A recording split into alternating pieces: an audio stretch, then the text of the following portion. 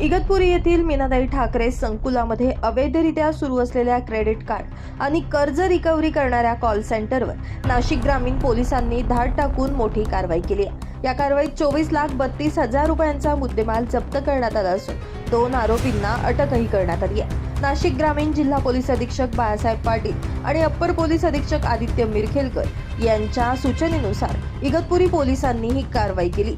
Police निरीक्षक सारिका अहिरराव यांच्या नेतृत्वाखाली पथकानं गोपनीय माहितीच्या आधारे हा छापा टाकला।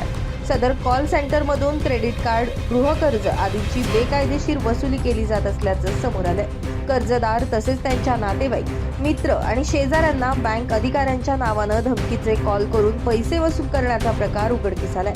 या प्रकरणी इगतपुरी पोलिसांमध्ये गुन्हा दाखल करण्यात आला असून नरेंद्र शशिकांत भोंडवे वय 32 राहणार इगतपुरी व पारस संजय भिसे वय 26 राहणार घाटकोपर मुंबई यांना अटक करण्यात आली आहे। न्यायालयात दोघांना 19 सप्टेंबर पर्यंत पोलीस कस्टडी रिमांड दिली आहे। या कारवाईत 24,32,000 रुपयांचे कम्प्युटर्स, लॅपटॉप, मोबाईल आणि सिम कार्ड जप्त करण्यात आले।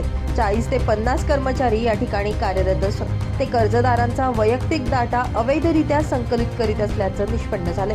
सदर कॉल सेंटरला स्थानिक प्रशासनाचा परवाना नव्हता। हे call centre RBL, HDB finance, grow finance यांसारख्या कंपन्यांच्या कर्ज वसुलीसाठी कार्यरत असल्याचं आढळलंय। या कारवाईत सायबर पोलीस स्टेशनचे नागेश मोहिते तपास करत असून उपविभागीय पोलीस अधिकारी हरीश खेडकर यांच्या मार्गदर्शनाखाली इगतपुरी सायबर व स्थानिक गुन्हे अन्वेषण शाखा पथकातील अधिकारी आणि कर्मचारी सहभागी झाले होते।